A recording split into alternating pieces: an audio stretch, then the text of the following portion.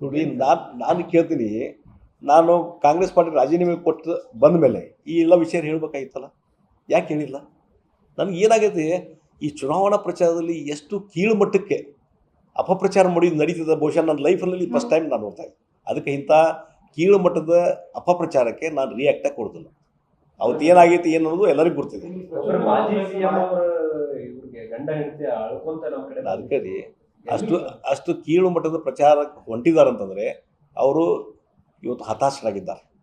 ಈಗ ಜಗದೀಶ್ ಶೆಟ್ಟರ್ ವಿಚಾರವಾಗಿ ಏನೂ ಮಾತಾಡಲಿಕ್ಕೆ ಇಶ್ಯೂ ಇಲ್ಲ, BJP ಬಗ್ಗೆ ಮಾತಾಡಲಿಕ್ಕೆ ಏನೂ ಇಶ್ಯೂ ಇಲ್ಲ, ಮತ್ತು ನರೇಂದ್ರ ಮೋದಿಯವ್ರ ಬಗ್ಗೆ ಮಾತಾಡಲಿಕ್ಕೆ ಯಾವುದೇ ವಿಚಾರಗಳಿಲ್ಲ. ಇದು ಲೋಕಸಭಾ ಚುನಾವಣೆ, ಇದೇನೋ ಯಾವುದೋ JP ಇಲೆಕ್ಷನ್ನು, ಅಸೆಂಬ್ಲಿ ಇಲೆಕ್ಷನ್ ತಿಳ್ಕೊಂಡವ್ರು ನನಗೆ ಅರ್ಥ ಆಗ್ತಾ ಇಲ್ಲ. ಅದಕ್ಕಾಗಿ ಇಂಥ ಕೀಳು ಮಟ್ಟದ ಭಾಷೆ, ಕೀಳು ಮಟ್ಟದ ಅಪಪ್ರಚಾರಕ್ಕೆ, ಆ ಕೀಳು ಮಟ್ಟಕ್ಕೆ ನಾವು ಹೋಗ್ಲಿಕ್ಕೆ ತಯಾರಿಲ್ಲ. ಅವತ್ತು ನಾನು ಅಲ್ಲಿ ಹೋಗಿದ್ದರಿಂದ ಅವತ್ತೇನು ಕಾಂಗ್ರೆಸ್ಸಿಗೆ ಲಾಭ ಆಗಿದೆ ಅವ್ರಿಗೆ ಗುರ್ತಿದೆ. ಅವರು ದೊಡ್ಡ ನಾಯಕರೇ ಹೇಳಿದಾರೆ, ಬೇರೆ ಬೇರೆ ಸಭೆಗಳಲ್ಲಿ ಹೇಳಿದ್ದಾರೆ, ಜಗದೀಶ್ ಶೆಟ್ಟರ್ ಒಂದು ಬಂದಿದ್ದ ಶಕ್ತಿಗೆ ಆಗಿದೆ ಅಂತೇಳಿ.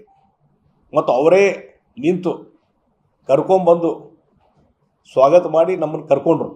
ಈಗ ಇಂಥವೆಲ್ಲ ಈ ಹಸಿ ಸುಳ್ಳು ಹೇಳುವಂಥದ್ದು ನಿಲ್ಲಿಸ್ಬೇಕಂತ. ಜಗದೀಶ್ ಶೆಟ್ಟರ್ ಅವರು ಸಜ್ಜನ ರಾಜಕಾರಣಿ ಅಂತ ಹೇಳ್ಕೊಂಡು ಬರ್ತಾ ಇದ್ದಾರೆ. ಆದರೆ ಈ ಒಂದು ಚುನಾವಣೆಯಲ್ಲಿ ಬಹಳ ವೈಯಕ್ತಿಕವಾಗಿ ನಿಮ್ಮನ್ನು ಟೀಕೆ ಮಾಡಕ್ಕೆ, ಅದೇ ಸೋಲಿನ ಹತಾಶೆಯಿಂದ ಇದೆಲ್ಲ ಅವ್ರಿಗೆ ಗೊತ್ತಾಗಿದೆ.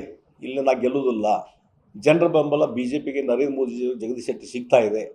ಸೋಲಿನ ಹತಾಶೆಯಿಂದ ಈ ರೀತಿ ಹೇಳಿಕೆಗಳು, ಅಪಪ್ರಚಾರ, ಹಸಿ ಸುಳ್ಳು ಹೇಳುವಂಥದ್ದು ಸ್ಟಾರ್ಟ್ ಆಗಿದೆ. ಅದಕ್ಕೆ ನಾನು ಭಾಳ ಅದಕ್ಕೆ ರಿಯಾಕ್ಟ್ ಮಾಡೋದಿಲ್ಲ.